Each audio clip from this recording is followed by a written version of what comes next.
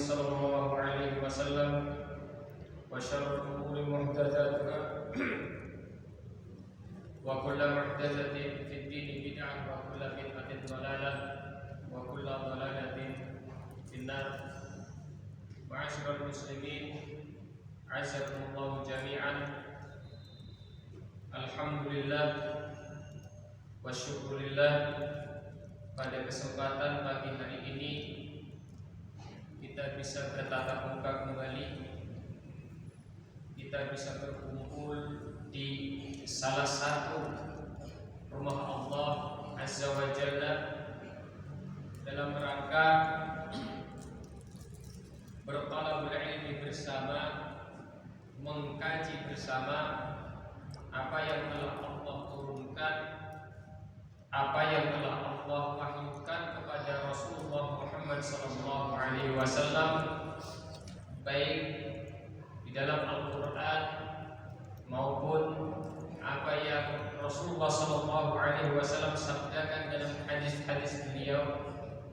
Semoga apa yang menjadi niatan kita, bertemunya kita, berkumpulnya kita dalam rangka berthalabul ilmi merupakan salah satu amalan saleh kita, menjadi bekal kita dan menjadi pemberat timbangan amalan kebaikan kita di akhir kelak nanti. Ma'asyiral muslimin a'azzakumullah jami'an. Pada kesempatan pagi hari ini insyaallah ta'ala kita akan sedikit mengupas tentang apa itu wali Allah. Tadi sudah dikutipkan salah satu ayat yang menjelaskan bahwasanya wali Allah itu tidak ada ketakutan sedikit pun di dalam hatinya. Maka hal itu adalah benar adanya karena itulah janji Allah. Namun pertanyaannya, siapakah wali Allah tersebut? Apakah mungkin kita ini nih yang ada di majelis ini ya jadi wali Allah, atau jangan-jangan mungkin tidak di antara kita sudah ada yang menjadi wali Allah? Diam-diam mungkin bapak yang ada di samping saya bisa jadi beliau wali Allah ya, tapi minimalnya kalau saya wali murid bapak. Nah, namun sebelum kita memasuki kenapa orang bisa dikatakan sebagai wali Allah, tentunya kita akan membahas satu hal yang sebetulnya itulah pijakan untuk kemudian seseorang mukmin itu statusnya meningkat menjadi seorang wali Allah.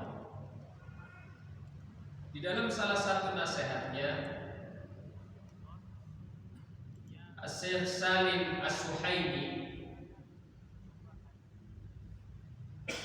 menyampaikan sebuah nasihat yang beliau tulis kurang lebih ada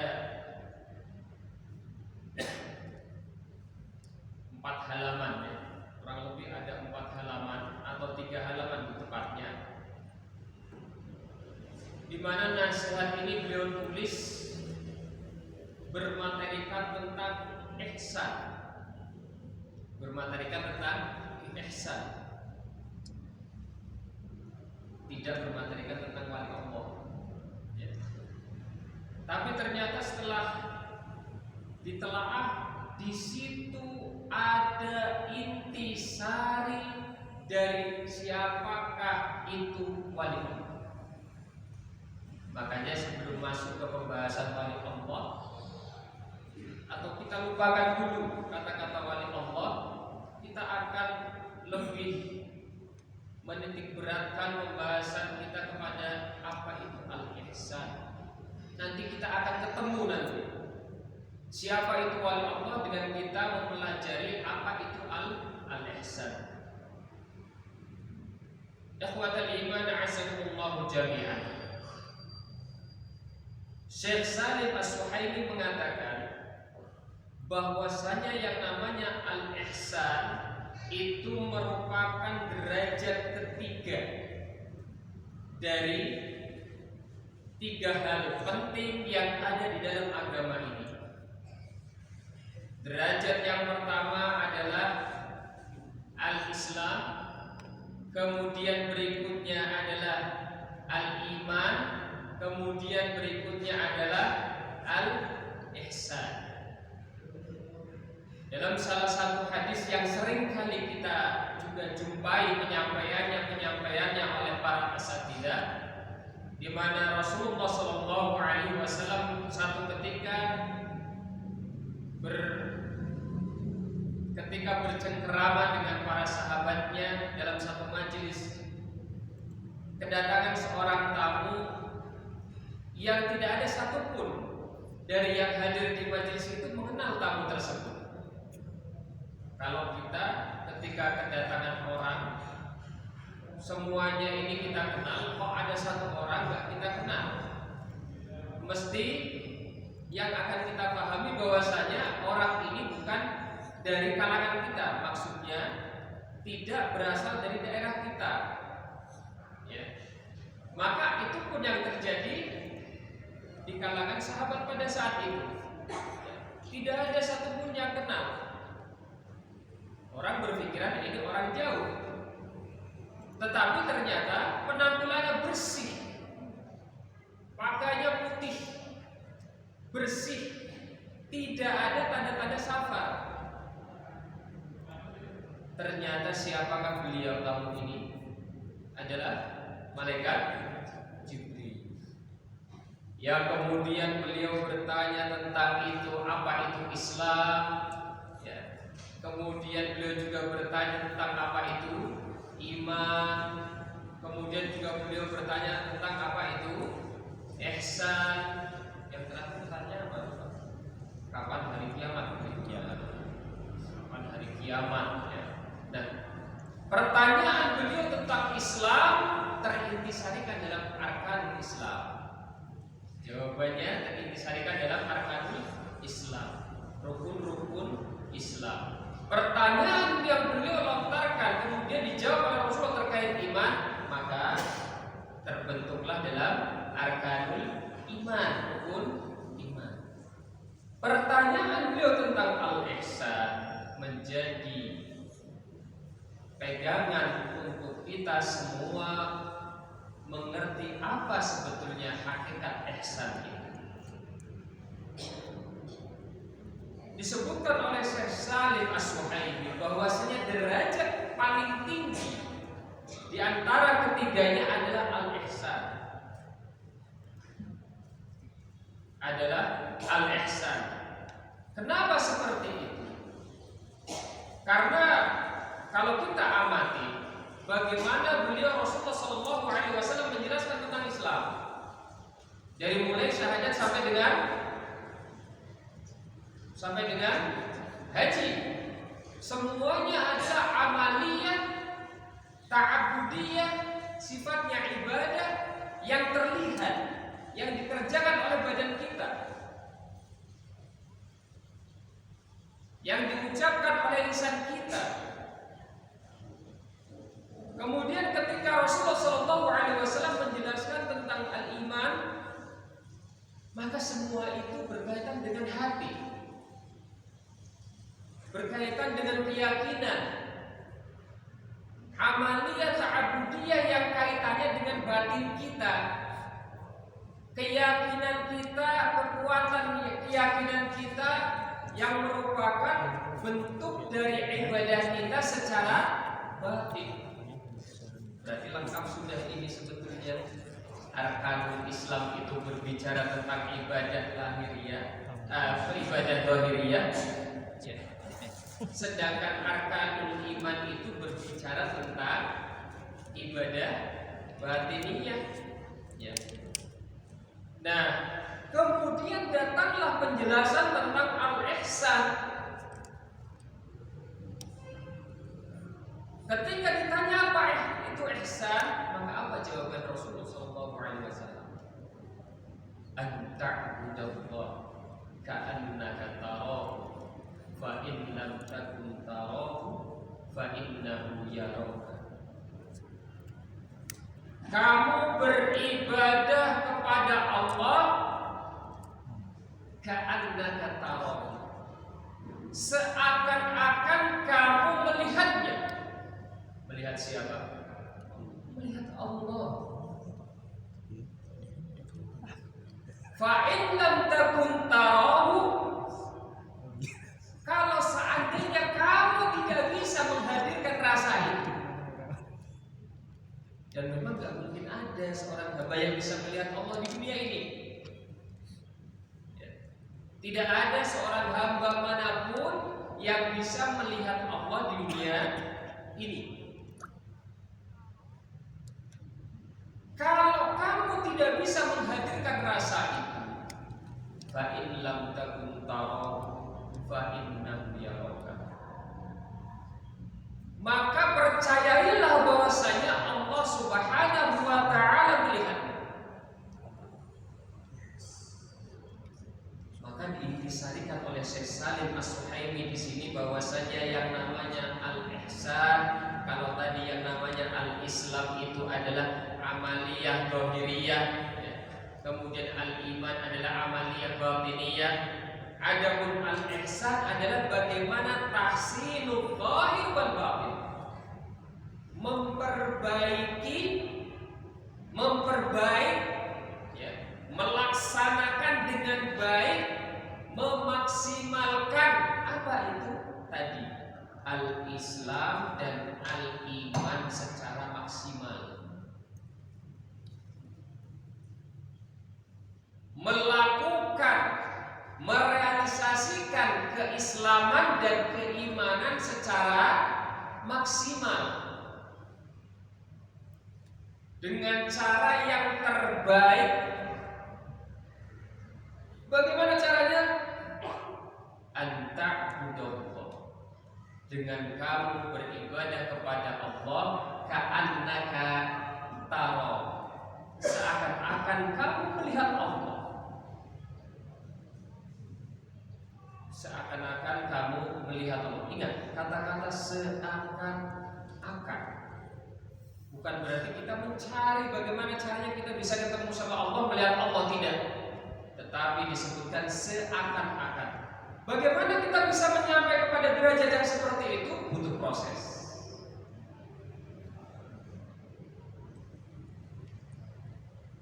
Kita tidak bermaksud menganalogikan, mengkiaskan, tetapi antum semua atau kita semua ini pernah mungkin dalam satu waktu memiliki sebuah tugas, mengampu sebuah tugas, yang mana tugas itu langsung diturunkan oleh pimpinan kita, yang kemudian kita harus melaksanakan tugas itu semaksimal mungkin.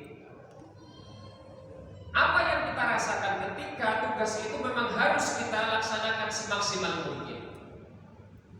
Kayaknya kok melihat kesini, ingatnya pimpinan kita ini nanti dimarahin kita. Kesini Pak.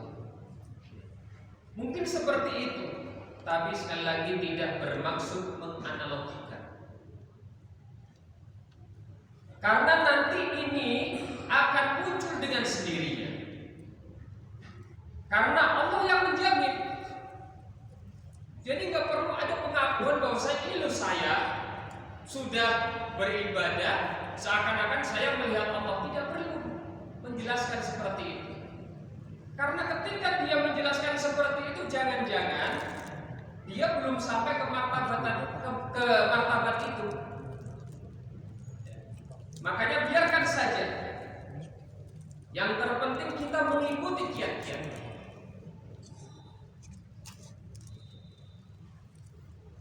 Kembali kepada al-Islam, al-iman, dan al-ihsan. Kalau tadi disampaikan bahwasanya tiga ini Yang paling tinggi adalah al-ihsan. Tapi hakikatnya tiga ini adalah agama Islam. Ada satu kaidah, Bapak Ibu sekalian. Kata-kata iman dan Islam kadang berbarengan itu disebutkan. Ya. Sama ini juga Islam, iman, ihsan berbarengan disebutkan dalam satu hadis. Maka ketika ketiga-tiganya ini disebutkan berbarengan, ada semua disebutkan, maka masing-masing memiliki fungsinya. Maka masing-masing menjelaskan artinya. Tetapi kalau dalam satu hadis misalnya, atau dalam satu konsep misalnya, muncullah kata iman saja, maka maksud di dalamnya termasuk Islam dan ihsan. Pun demikian, ketika munculnya kata-kata Islam, maka masuk di dalamnya iman dan ihsan, termasuk yang ada di KTP kita, Pak. Agama apa? Islam. Berat loh itu.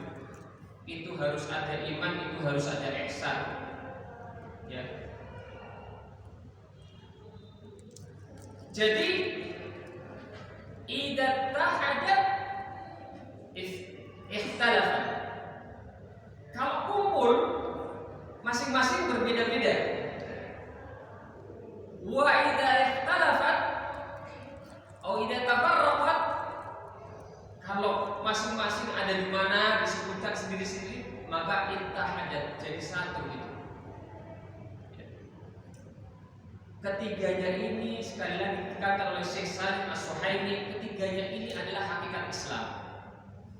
Islam itu sendiri, iman dan ihsan. Artinya apa? Islam itu mencakup ketiganya. Tapi ketika ketiganya ini disebutkan bersamaan dalam satu konsep, maka masing-masing memiliki fungsinya sendiri-sendiri. Termasuk di dalam hadis ini disebutkan, ditanyakan apa itu ihsan, maka disabdakan seperti yang sudah kita dengar bersama-sama.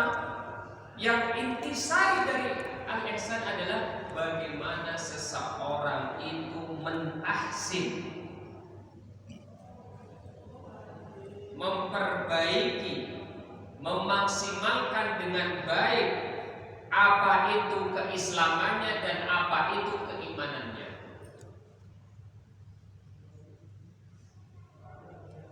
Al-ihsan itu sendiri memiliki dua tahapan. Ada tahap derajat, ya, bukan tahapan. Ada dua derajat. Derajat tertinggi adalah yang disabdakan pertama kali oleh beliau, anta'budallah ka'annaka tarahu. Derajat yang berikutnya adalah fa in lam takun tarahu fa innahu yaraka. Derajat yang pertama apa? Kamu beribadah kepada Allah baik secara zahir maupun secara batin, baik secara keislamanmu atau secara keimananmu. Ibadatullah bil Islam wa bil iman ka'annaka tarahu. Seakan-akan kamu melihatnya. Seakan-akan kamu melihatnya. Ustaz, kan kita nggak pernah ketemu sama Allah. Makanya dibilang seakan-akan kita melihatnya. Dan terus bagaimana cara kita menggambarkannya? Gak mungkin. Memang bukan itu tujuannya, supaya kita bisa mendapatkan bentuk Allah kayak apa. Nah, ini ada hal menarik di sini. Ada pembahasan ringan karena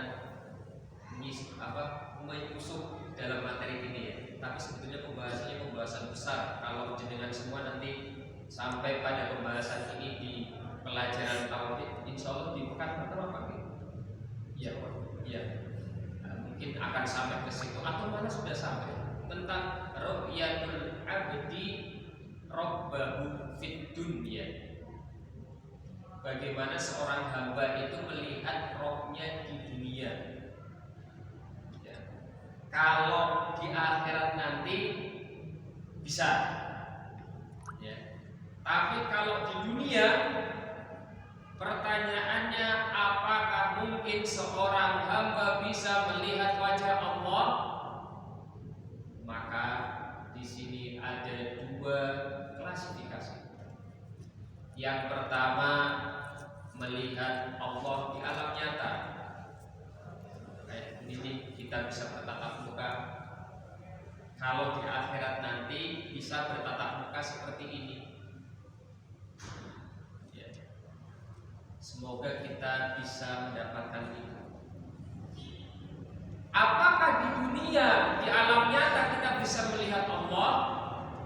Maka Al-Imam Syekhul Islam Ibnu Taimiyah mengatakan, man qala minan nasi innal awliya aw ghairahum yarallaha bi'ainihi fid dunya fa huwa muqtadirun dhallun mukhalifun lil kitabi was sunnah wa ijma'i salafil ummah.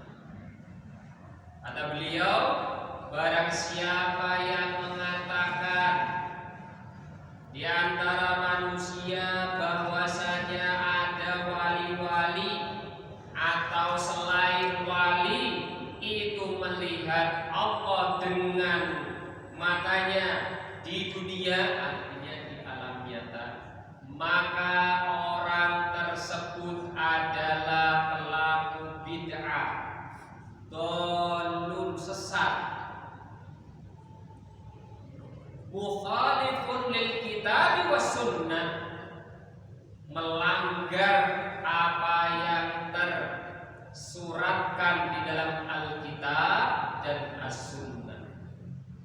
Tidak hanya itu, juga merupakan penyelisihan dari apa yang telah disepakati menjadi ijma' di antara para ulama. Berarti kalau begitu ijma' ulama bunyinya apa? Bunyinya adalah bahwasanya tidak ada makhluk satupun di dunia ini yang bisa melihat Allah di alam nyata. Dalil yang menjelaskan itu semua adalah di antaranya Al-A'raf ayat 143. Ya, di situ dijelaskan bagaimana Nabi Musa ketika ingin melihat Allah. Apa kata Allah? Lan tarani, kamu gak mungkin bisa. Lan, pakainya lan. Ya, kalau dalam struktur bahasa Arab itu ada kata-kata lan, ada la, ada lam, ada lan. Ya, intinya semuanya ini berfungsi tidak. Ya, kalau la itu tidak makan. Ya. Kalau lam tidak tapi belum makan, kan sama-sama tidak makan tapi belum. Kalau lam itu tidak mungkin sama sekali atau tidak akan sama sekali. Kalau dikatakan saya tidak akan makan sama sekali dari jam 10 sampai jam 12, ya berarti nggak makan apapun. Itu kalau dalam struktur bahasa Arab pakainya lam. Ya, misalnya kita bercerita saya sama sekali belum makan, maka kalau pakai bahasa Arab itu pakainya lam. Jangan pakai lam. Ya, pakainya lam, sama sekali. Ya, seperti itu. Di sini Allah katakan lantaroni, gak mungkin bisa kamu melihat lan abadan, lan bukan lam atau bukan la, tidak, tapi lan. Nah, ini Al-A'raf ayat 143. Nanti silahkan dikaji tafsirannya. Kemudian di antara yang menjadi dalil ijma atau menguatkan ijma ini adalah apa yang disabdakan oleh Rasulullah Muhammad SAW alaihi wasallam, ta'allamu annahu lan yara ahadun minkum rabbahu azza wa jalla hatta yamuta. Ta'allamu, pelajarilah oleh kalian semuanya bahwasanya tidak mungkin di antara kalian seorang pun bisa melihat Rabb-nya, bisa melihat Allah hatta yamut, sampai dia meninggal dunia. Artinya sampai nanti dibangkitkan, kalau dia berkesempatan bertemu Allah maka bisa melihat. Ini menunjukkan bahwasanya tidak mungkin seorang hamba itu melihat Allah di alam. Klasifikasi yang berikutnya berarti kalau ada alam nyata berarti ada alam tidak nyata. Apa? Bukan sosial media, Pak Bu. Ya. Bukan sosial media. Ini sebelum ada sosial media. Apa itu? Alam mimpi. Alam mimpi. Rasulullah SAW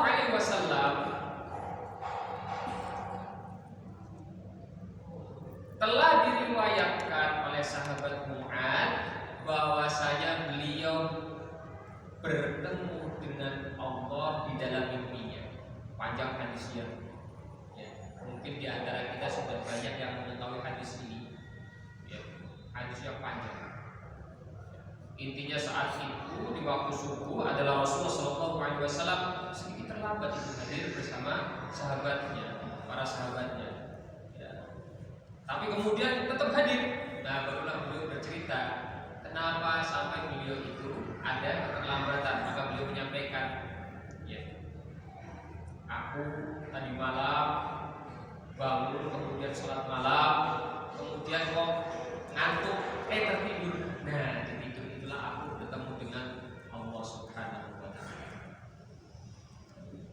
Sampai di sini kita bisa menyimpulkan bahwasanya kemungkinan seorang hamba itu melihat Allah di dalam mimpi adalah satu hal yang memang secara syariat dibenarkan.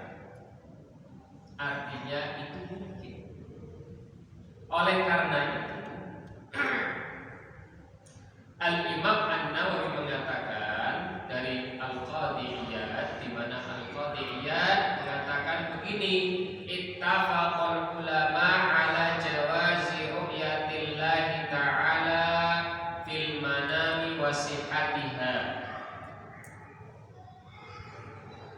Bahwasanya ulama itu sepakat akan dimungkinkannya seorang hamba melihat Allah di dalam tidurnya, dan ini satu hal yang sah secara syariat. Kemudian juga disebutkan bahwasanya Al-Imam Syekhul Islam Ibnu Taimiyah mengatakan, wa man ra'allaha 'azza wa jalla fil manam fa innahu yarahu fi suratin minas suwari bihasbi halir ra'i. Ketika ada orang yang kemudian mimpi melihat Allah Azza wa Jalla di dalam tidurnya, fa innahu yarahu fi suratin minas suwari bihasbi halir ra'i. Dia akan melihat Rabb-nya dalam kondisi, dalam gambaran apa yang dia lihat sesuai dengan apa yang berlaku baginya.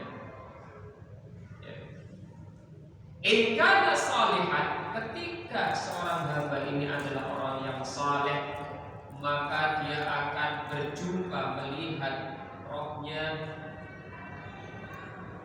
fi suratin hasanatin, dalam gambaran yang baik. Tapi Ketika dia bukan orang yang saleh, maka yang akan tampak di hadapannya adalah sesuatu atau gambaran yang tidak sama dengan yang pertama tadi. Kalau yang pertama orang soleh, maka bisa jadi dia mimpi ketemu Allah, gambaran yang ada di hadapannya yang dia lihat adalah fi suratin hasanah, dalam gambaran yang memang baik. Bukan berarti kemudian Allah itu memiliki sifat jelek, tidak. Ya. Artinya itu adalah menunjukkan akan siapa yang diberi kesempatan oleh Allah untuk melihatnya di alam mimpi. Pribadinya bagaimana? Ya. Kalau baik berarti pribadinya adalah pribadi yang baik. Kalau tidak baik berarti menjadi introspeksi bahwasanya dia belum baik. Kemudian juga disebutkan bahwasanya Syekh Ibnu Baz mengatakan qad tahassala ar-ru'ya bil manami lil anbiya'i wa ba'dis salihin ala wajhin la yushbihu fiha subhanahu al-khalqu. Sangat dimungkinkan mimpi melihat Allah. Siapa mereka yang memungkinkan terjadinya mimpi di dalam tidur mereka adalah al-anbiya wa ba'dis salihin, para nabi-nabi dan sebagian orang saleh. Tetapi tidak kemudian serta-merta bahwasanya oh berarti Allah nanti seperti ini bentuknya, Allah nanti seperti ini bentuknya, tidak. Dikuatkan oleh beliau la yushbihu fiha subhanahu al-khalq, tidak ada kemiripan, laisa kamitslihi syai'un, tidak bisa. Jadi jangan coba-coba kita ya menggambarkan kira-kira seperti apa ya, kira-kira yang sosok yang menurut kita wah tidak bisa. Kita tidak bisa. Kenapa? Akal kita terbatas. Ya. Jenengan gampang untuk bisa melatih keterbatasan akal kita. Mungkin coba setelah nanti kajian ini, coba ini khusus saja, tapi tidak usah dilakukan. Jenengan satu-satu lihat bunga ini. Coba kemudian bertanya satu dengan yang lainnya, menurut jenengan bunga ini bagus atau tidak? Saya jamin jawabannya beda-beda. Kenapa? Karena akalnya juga beda-beda, sudut pandangnya juga beda-beda. Makanya kalau ada si A membayangkan bentuknya Allah seperti ini, bisa jadi menurut si B itu belum sempurna. Menurut saya ini yang sempurna, nggak bisa. Apa menurutmu seperti ini? Yang satunya lagi nggak terima. Enggak, kalau menurut saya justru yang kamu yang nggak sempurna. Makanya ditekankan di sini oleh Syekh Ibnu Baz bahwasanya la yushbihu fiha subhanahu al-khalq. Tidak ada satupun makhluk. Kira-kira kalau kita berkhayal itu pernah merekam satu bentuk yang kemudian dikembangkan, kan begitu kan? Ya tidak? Iya. Kita pernah melihat dulu kan HP tidak seperti ini. Dulu itu HP itu kan kecil ya, pernah besar juga, tapi tebel. Ya. Pada saat HP itu besar tebel, orang itu sudah lihat HP. Kemudian orang itu berangan-angan seandainya HP ini lebih kecil lagi, simpel kayaknya ini. Bergantilah zaman, HP-nya ganti yang kecil. Kemudian ganti yang kecil, waktu itu sistem operasionalnya pakai Symbian ya Mas.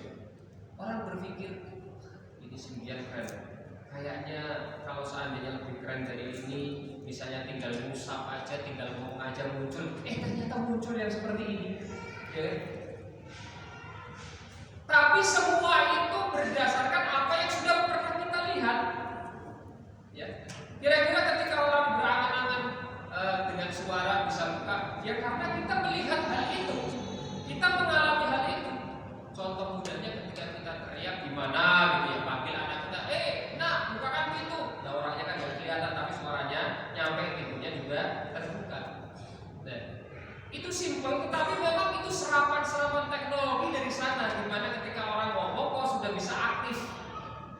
kelihatan siapa yang ngomong.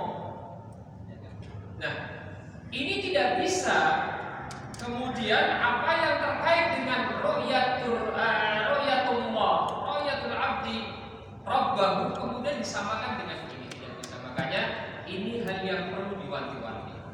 Jangan mentang-mentang secara syariat itu sah-sah saja bahwasanya orang itu bermimpi, tapi kemudian semuanya orang nanti mengklaim pernah bertemu dengan Allah. Bahkan Ibnu Baz mengatakan perlu berhati-hati dalam masalah ini. Kalau seandainya ternyata di dalam mimpi itu memerintahkan akan keburukan, berarti itu adalah dusta.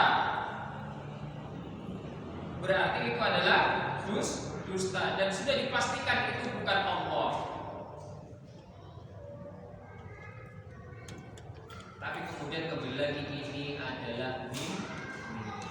Dan kalau kita merujuk dengan apa yang disampaikan oleh Syekh Ibnu Baz, lil anbiya wa ba'dis salihin, tidak ada yang lain. Untuk para nabi dan sebagian orang-orang saleh. Ya. Nah, ini pembahasan dengan terkait tauhid ru'yatul abdi rabbahu fid dunya. Ada dua kategori, melihat di alam nyata dan melihat di dalam mimpi. Penjelasannya seperti tadi. Kembali kepada al-ihsan, anta'budallaha ka'annaka tarahu. Ini makomnya makom musyahadah. Jadi dia beribadah seakan-akan dia itu melihat Allah. Ya ibarat kata kalau jenengan semua atau kita semua ini lagi bertugas ngapain gitu disuruh pimpinan kita melakukannya itu seakan-akan pimpinan kita ada di depan kita, melihatin kita terus. Itu analogi rendahannya. Makomnya makom musyahadah, makom seakan-akan dia itu melihat. Di mana dijelaskan oleh Syekh Salim As-Suhaimi di sini, wa huwa an ya'malul 'abdu 'ala muqtada musyahadatihi lillah biqalbihi. Dia akan berbuat, dia akan beramal, dia akan beribadah sebagaimana itu merupakan efek dari seakan-akan dia melihat Allah dengan hatinya.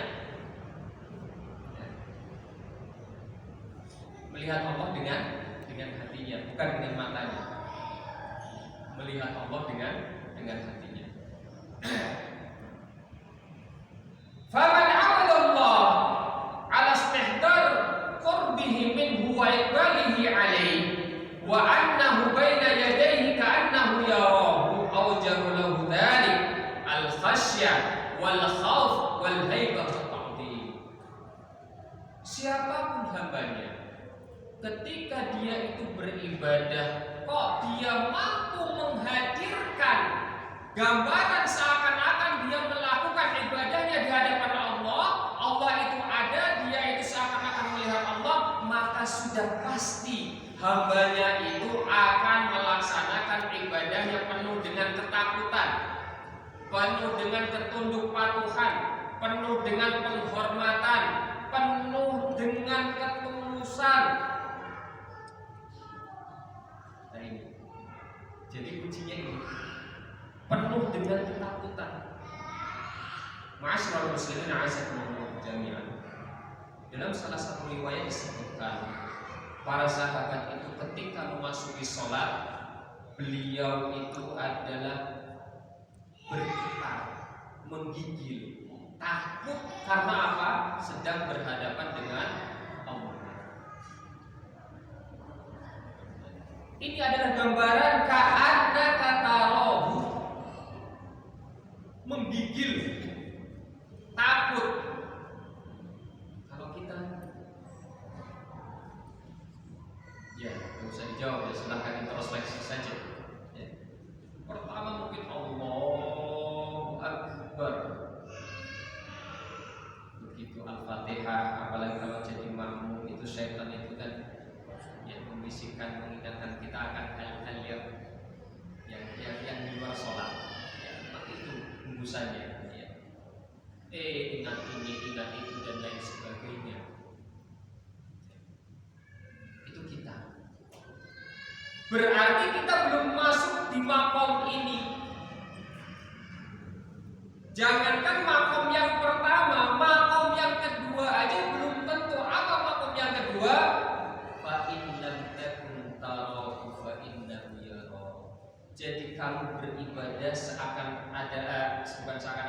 kamu beribadah dan kamu merasa di dalam ibadahmu Allah mengawasimu di dalam ibadah tersebut.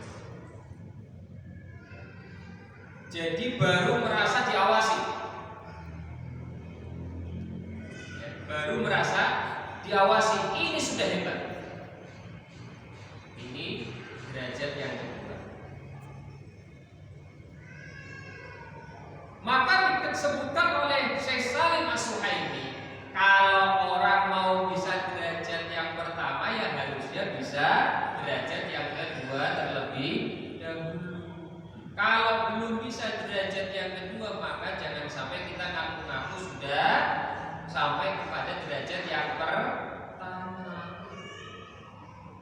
Apalagi ada yang bilang saya sholatnya di Mekah, saya sholatnya bisa berpindah-pindah. Ini berbahaya.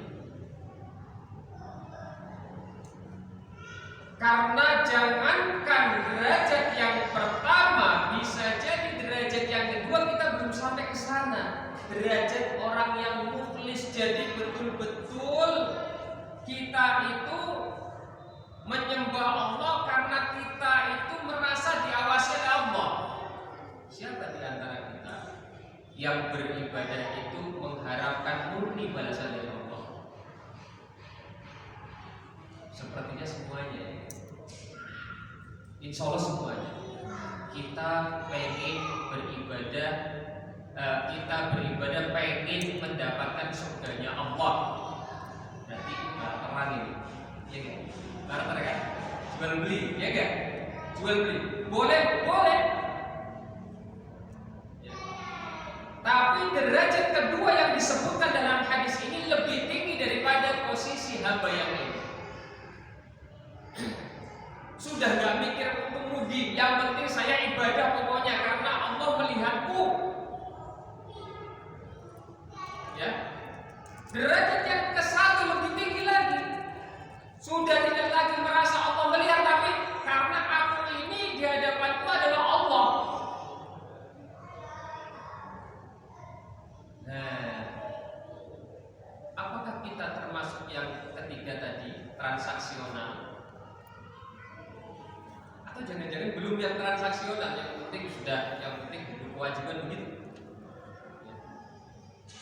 Atau lebih parahnya lagi, yang penting orang lain melakukan, kita ikut-ikutan melakukan. Ternyata ada ya. Ternyata ada. Derajat-derajat itu ada, kategori-kategori itu ternyata lahir di antara kita. Bahkan mungkin kita merasakan itu. Ada kalanya kita merasakan, yang penting ikut-ikutan orang banyak. Ada kalanya, ini kita lagi butuh Allah nih, kita banyak ibadah nih, kan seperti itu, ya kan? Ada kalanya tidak ada yang kurung, ya, nggak ada kebutuhan beribadah, karena pengen beribadah mendekatkan diri kepada Allah. Maka bisa jadi ini sedang merangkak kepada derajat yang kedua dan tidak mustahil sedang merangkak kepada derajat yang pertama. Makanya bisa jadi di antara yang hadir ini ada di antara antum semuanya sudah mencapai derajat yang pertama atau derajat yang kedua atau minimalnya derajat yang ketiga. Terus bagaimana Ustaz? Apakah kita mencari derajat 1 dan 2 tadi? Santai. Kita tidak perlu terobsesi yang teramat sangat sampai kemudian seakan-akan ini harus kita raih, bentuknya harus kita tahu. Tidak, karena kita tidak mungkin bisa mengidentifikasi secara nyata.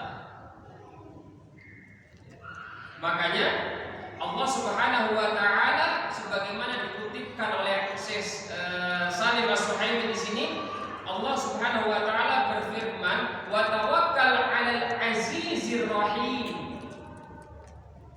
Bertawakallah kalian kepada Al-Aziz Ar-Rahim, kepada Allah.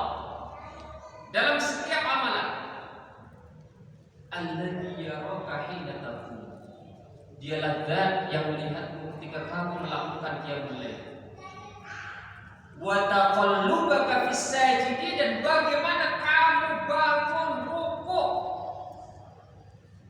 di antara orang-orang yang sujud, di mana yang lainnya pada tidur, Allah tahu. Jadi tidak perlu kita mencari beribadah itu mencari hanya karena mencari derajat yang pertama atau yang kedua. Yang penting beribadahlah kalian dan bertawakallah kalian. Karena Syekhul Islam Ibnu Taimiyah mengatakan, ini dia. Fa tariqatul wilayah, ini sudah masuk kepada wali. Cara untuk mendapatkan status sebagai wali adalah sebagaimana tertuangkan di dalam Alkitab dan As-Sunnah adalah apa? Al-muhafadzatu 'alal fara'id, menjaga hal-hal yang wajib, wal hirsu 'alan nawafil, dan semangat di dalam mengerjakan yang sunnah. Wa tahaqququ bi maqamatil imani wa tazayyuni bi libasit taqwa. Ini kata Ibnu Taimiyah. Yang namanya cara untuk menggapai status wali itu yang pertama al-muhafadzah 'alal fara'id, menjaga kewajiban, dijaga dulu kewajibannya. Kemudian apa? Semangat di dalam mengerjakan yang sunnah. Tidak hanya sampai di situ, wa tahaqququ bi maqamatil iman. Arkanul iman itu semua dilaksanakan, diimani dengan baik dan benar. Wa tazayyun bi libasit taqwa, enggak cukup iman, enggak cukup banyak beribadah, tetapi juga harus dihiasi dengan ketakwaan. Ini semua intisarinya adalah mengarah kepada derajat yang kedua dan derajat yang pertama. Kenapa seperti itu? Karena yang namanya wali Allah, siapa? Merekalah orang-orang yang bertakwa, merekalah orang-orang yang mampu berbuat ihsan. Di dalam apa? Di dalam ibadah mereka, baik itu ibadah yang zahir maupun yang batin, di mana mereka, hati mereka itu mampu merasakan kehadiran Allah. Minimalnya mampu merasakan bahwasanya Allah itu sedang mengawasinya. Sekali lagi, tidak perlu dicari teramat sangat kalau kemudian menjadikan kita sakit. Wah, saya ini sudah sekian lama bertahajud, saya sekian banyak harta saya, kapan saya jadi wali Allah? Tidak perlu. Karena dalam salah satu hadis qudsi Allah Subhanahu wa taala berfirman, Inna Allah ta'ala qala man 'adali waliyan, barang siapa yang memusuhi wali, faqad adantuhu bil harbi, maka aku telah membolehkan kepada waliku ini untuk memerangi dia. Siapa wali Allah di sini? Wali Allah di sini adalah al-mukmin. Siapa al-mukmin? Jenengan semua, kita semua ini mukmin. Ada di antara kita yang tak mukmin. Coba lihat KTP-nya mesti Islam. Maka kita semua punya potensi untuk menjadi wali Allah. Tapi kemudian untuk dikatakan itu adalah wali Allah, bagaimana?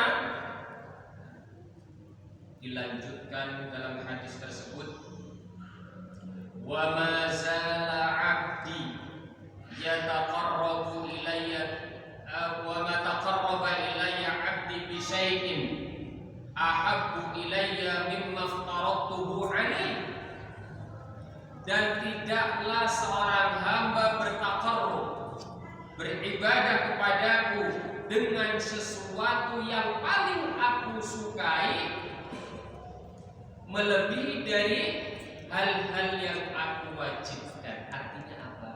Kalau kita bertakarub kepada Allah hanya dengan hal-hal yang wajib, itu merupakan hal yang Allah sangat sukai. Jadi ibadahnya seorang hamba, ya, melakukannya seorang hamba ibadah yang wajib itu Allah paling sukai. Ya. Ketika ada seorang hamba melakukan hal wajib, beribadah kepada Allah melalui perintah-perintah Allah, dia melaksanakan perintah-perintah Allah yang wajib, maka perintah-perintah yang wajib ini merupakan hal yang paling Allah sukai untuk seorang hamba beribadah kepadanya. Terus berarti yang sunnah-sunnah gimana, Ustaz? Nah, wa ma zala 'abdi yataqarrabu ilayya bin nawafil hatta uhibbahu. Dan ketika seorang hamba terus-menerus bertaqarrub kepadaku dengan hal-hal atau ibadah-ibadah yang sunnah, maka balasannya apa? Hatta uhibba.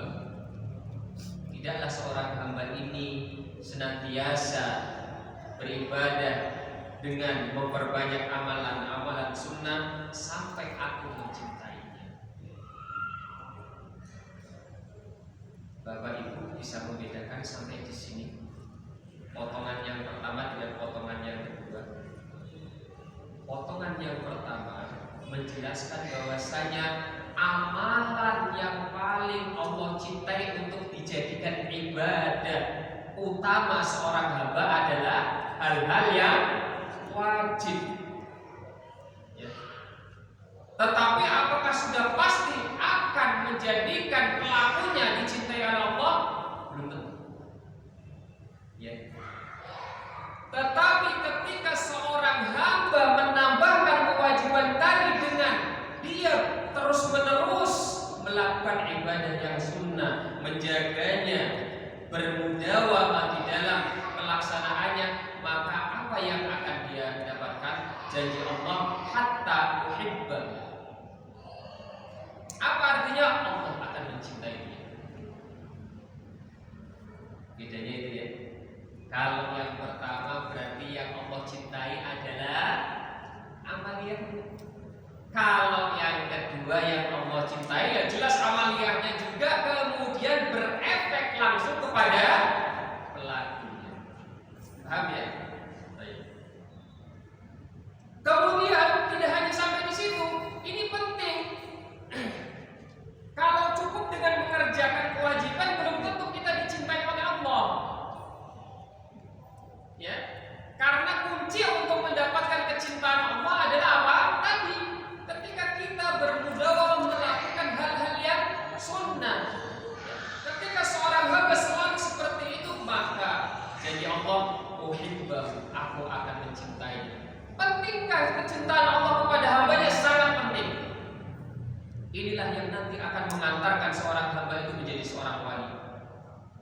Fa'ida ahbabtuhu, ketika aku sudah mencintai hamba tersebut, kuntu sam'ahu alladhi yasma'u bihi, akulah pendengarannya yang dia buat untuk mendengar. Wa basarahu alladhi yubsiru bihi, dan akulah matanya yang dia gunakan untuk melihat. Wa yadul lati yabtishu biha, dan akulah tangannya yang dia gunakan untuk menggenggam, melempar, dan yang semisalnya. Wa rijlahu lati yamshi biha, dan akulah kakinya yang dia buat melangkah.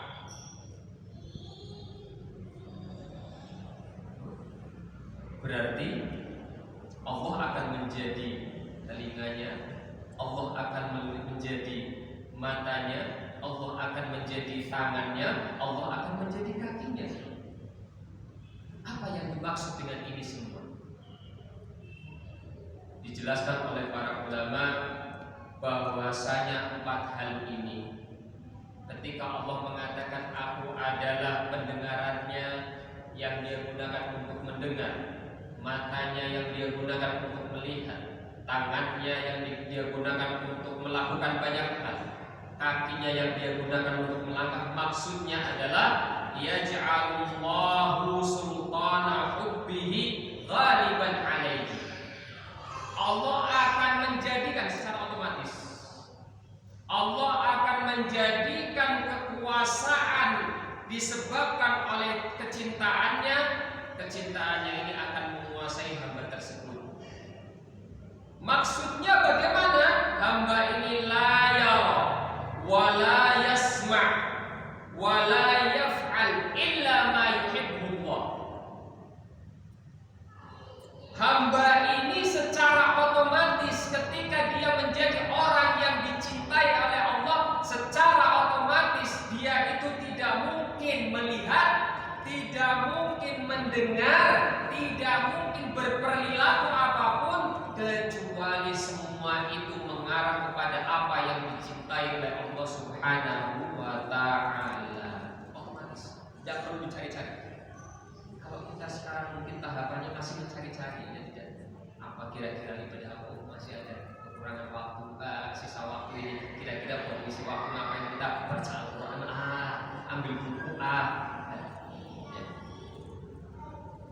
Wali Allah itu lebih dari itu.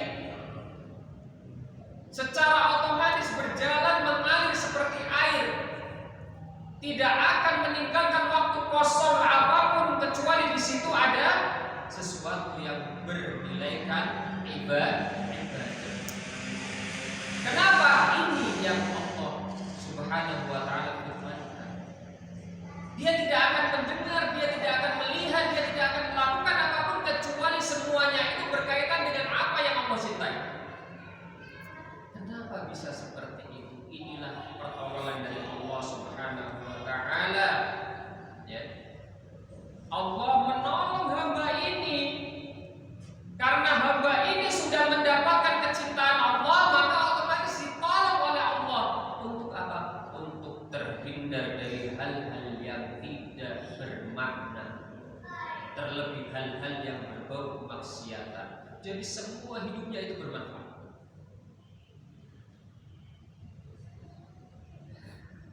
Inilah wali Allah. Inilah wali Allah. Kenapa? Di antaranya adalah apa yang disampaikan oleh Al-Imam Ibnu Taimiyah, di mana beliau mengatakan, "Fa kullu man kana mu'minan taqiyan kana lillahi waliyan." Siapapun orangnya yang dia itu beriman dan bertakwa, sesuai ya dengan penyampaian beliau yang tadi pertama, al-muhafadzatu 'alal fara'id wal hifzu 'alan nawafil, wa tahaqququ bi maqamatil iman wa tazayyun bi libas taqwa, ya. Sesuai. Mukmin taqi, seorang mukmin yang bertakwa, kana lillahi waliyan. Maka orang yang seperti inilah yang menjadi walinya Allah. Apa bisa orang yang tidak Allah cintai, ya, kemudian orang yang tidak ada sebab musababnya, kemudian dia itu tahu-tahu yang penting beribadah, memperbanyak hidupnya dengan ibadah, apa bisa? Kecuali orang-orang yang masuk dalam kategori al-ihsan tadi. Dia sudah tidak lagi menghitung untung rugi. Dia bukan lagi derajat yang ketiga, transaksional. Ya. Ada penjual, ada pembeli, tidak berpikir seperti itu. Yang penting aku beribadah. Efek dari ibadah yang dia landasi dengan seperti itu, Allah akan bukakan segala kemudahan untuk melakukan ibadah-ibadah yang lainnya. Makanya dikatakan tadi, akulah pendengarannya yang dia gunakan untuk mendengar, akulah penglihatannya yang dia gunakan untuk melihat. Kenapa? Secara otomatis orang itu akan memanfaatkan hidupnya untuk ibadah.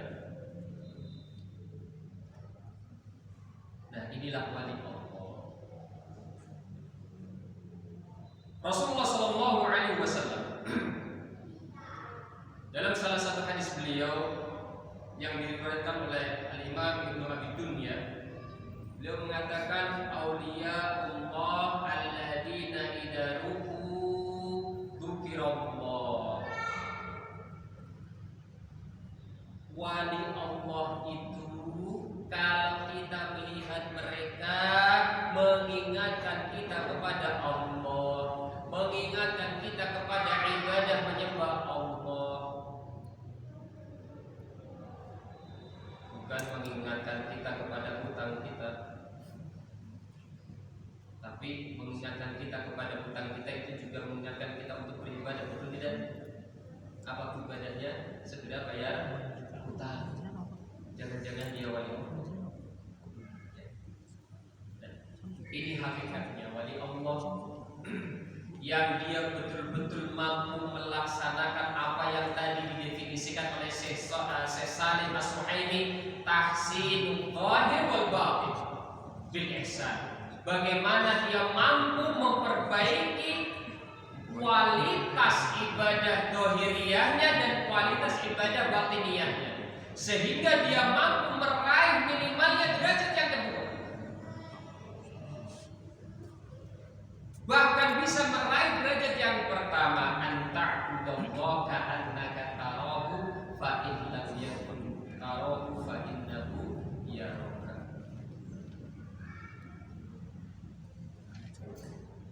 Maka dari itu, ikhwatal iman a'azakumullah jami'an, kita tidak perlu kemudian bagaimana sih kita itu bisa menjadi wali Allah. Yang terpenting pegangi apa yang disampaikan oleh Al-Imam Ibnu Taimiyah, al-muhafadzatu 'alal faraid. Jaga itu kewajiban-kewajiban yang sudah diperintahkan. Kemudian wal hirsu 'alan nawafil, selalu semangat meningkatkan kualitas dan kuantitas kita di dalam mengerjakan hal-hal yang sunnah. Kemudian tonggak-tonggak keimanan betul-betul kita jaga, betul-betul kita laksanakan.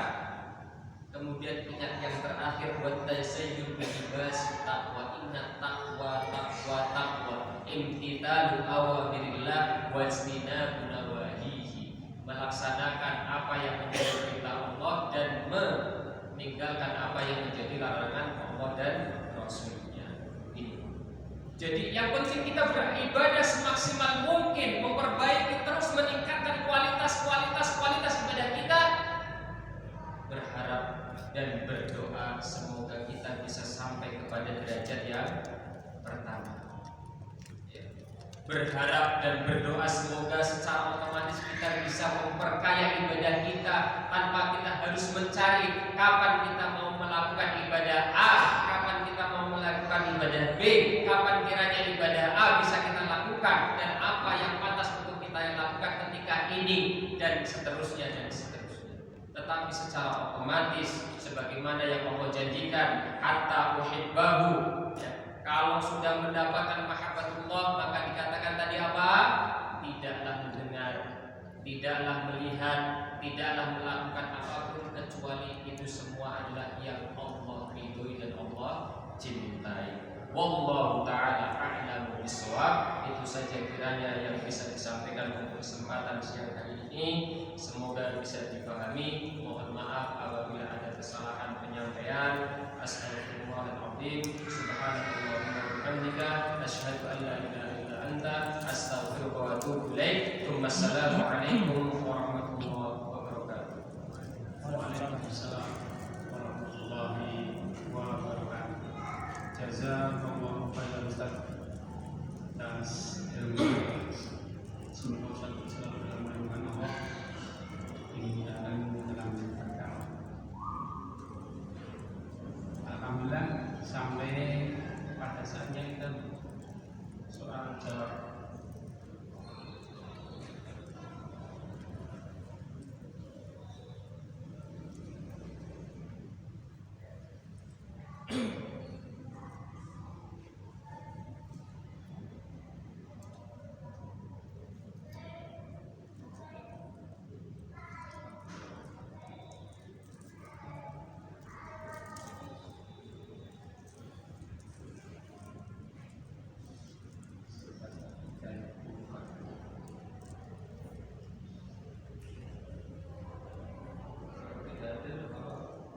Ada Ustaz.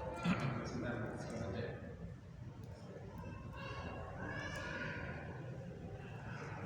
Assalamualaikum Ustaz. Perintah Allah berupa amalan wajib dan amalan sunnah. Amalan itu bertingkat-tingkat. Yang Allah cintai adalah amalan wajib dan kemudian amalan sunnah. Untuk menjadi wali Allah yang kita dengar di masyarakat kapan kadang-kadang kan tidak melaksanakan amalan wajib, mereka disebut wali Allah. Yang kami tanyakan adalah sifat-sifat wali Allah apa saja?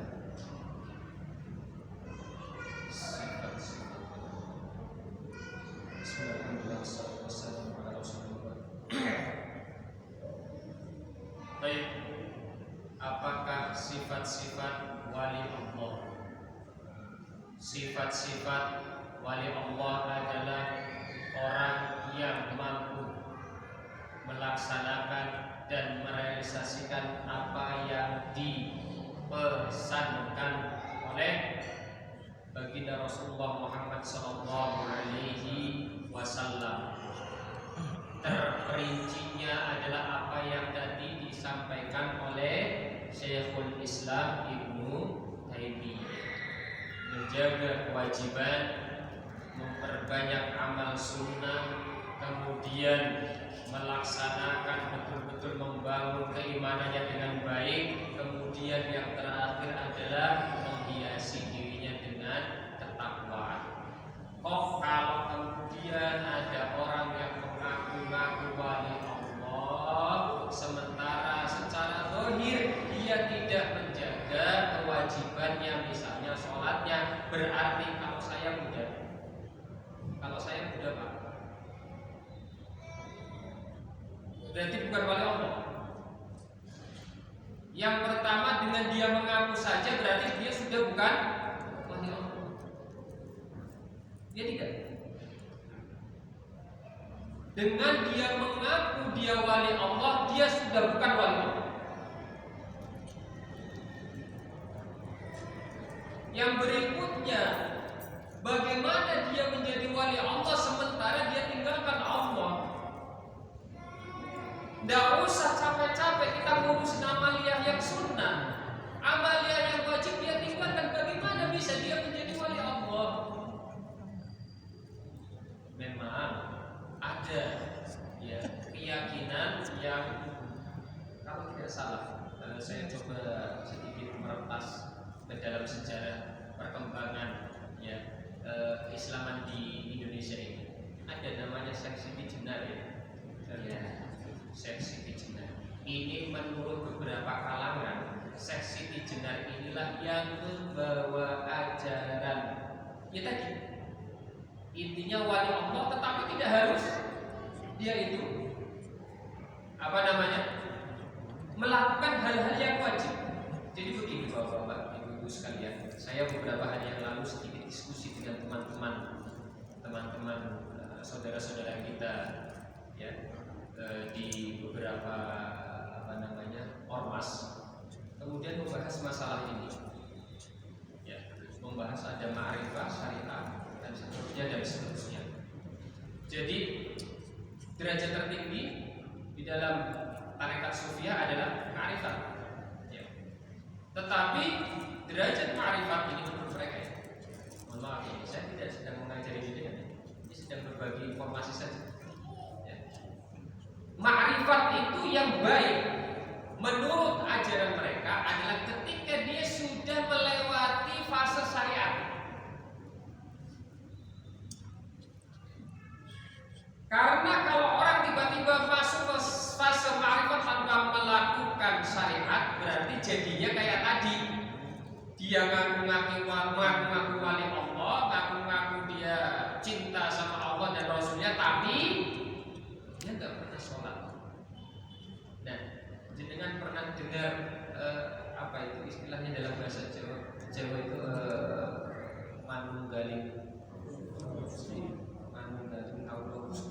Ya, manunggaling kaulo gusti. Ada keyakinan, pernah dengar kepercayaan terhadap Tuhan yang Maha Esa? Ya, itu sholatnya bagaimana? Yang penting dia ingat Allah. Ya. Karena syubhat yang masuk, di antara syubhat yang masuk kepada mereka apa? Tidak penting Anda itu nyuwun sewu jengkang jengking rukuk sujud kalau jenengannya itu tidak khusyuk. Dan nyatanya memang begitu. Ya. Nyatanya memang begitu kita kan. Sholat hilang itu khusyuk kita. Ya yang lewat yang lainnya. Ya. Seperti itu. Tidak penting, yang penting adalah khusyuk. Makanya lahirlah tadi manunggaling kaulah khusyuki, sudah menyatu. Sehingga apa? Sudah gak penting bagi dia untuk sholat, dan sholatnya bagi dirinya sendiri. Makanya gak penting bagi dia sholat. Kenapa? Sudah manunggaling kaulah husnina. Konon kabarnya inilah yang dibawa oleh Syekh Siti Jenar. Kemudian menurut narasumber yang menyampaikan syukur dibunuh sama Sunan Kalijaga, kalau enggak ini berbahaya. Ada sisi benarnya juga memang. Tetapi terkait dengan cerita-cerita Sunan itu sama dengan, kalau bagi saya sama dengan riwayat-riwayat yang lainnya. Kalau riwayatnya sahih kita mengiyakan, tetapi ingat amalan kita bukan karena amalan ini dilakukan oleh A, B, C, D, tetapi karena amalan ini memang dicontohkan oleh Rasulullah Muhammad SAW dan para sahabatnya. Ya, baru kemudian diperkuat dengan perkataan ulama A, perkataan ulama B dan seterusnya. Artinya apa? Untuk memahami lebih dalam sebuah amalan, maka kita perlu bantuan, perlu alat yang kemudian ditopang oleh para ulama tersebut. Wallahu ta'ala a'lam bishawab. Jazakallahu khairan. Alhamdulillah, satu pertanyaan mungkin sudah mewakili kita. Waktunya juga sudah pas jam 11 nanti. Kami selaku pembawa acara ada salah yang jelas dari diri kami pribadi karena faktor ilmu. Apabila ada yang hak, kita sini tidak berkuasa. Mari kita tutup kajian pada siang hari ini dengan doa kafaratul majlis. Subhanallah wa bihamdihi, asyhadu an la ilaha illa anta, astaghfiruka wa atubu ilaik. Wassalamualaikum